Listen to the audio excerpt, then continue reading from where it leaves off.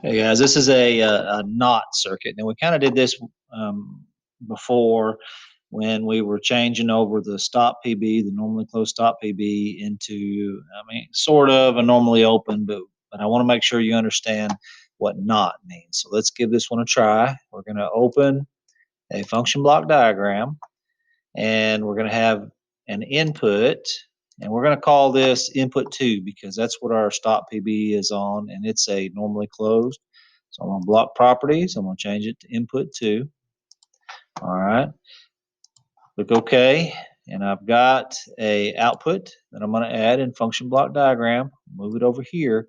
Now we already know that that stop push button is normally closed, and so it's going to be sending in a high input out to the Q1. So immediately when you send this program to the PLC, it's going to turn on that output, like Q1, that red light.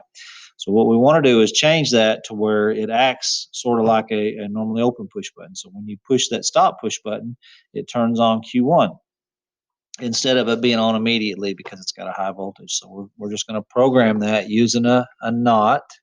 So we scroll down. Here's the knot. And I'm going to connect the wires. And we'll see here in just a minute how this works. Let's simulate it. All right. Now, this one here is off.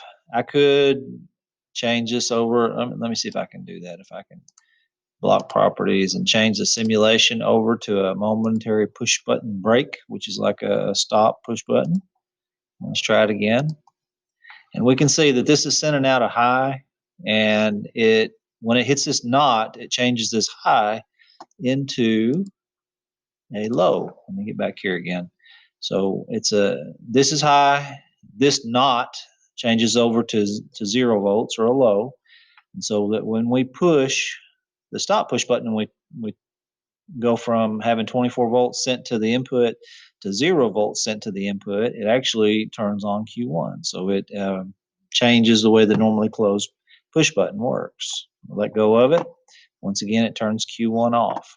So this is kind of fun. You can use this for different things. You know, if you use your cursor keys, or there's a lot of different uses for it that you can do. You just changing a high signal to a low or a low signal to a high, and it's all programmed. It's not truly changing the signal. It's all just programming. Anyway, give us a try. See how you do on the knot circuit, and we'll go from there.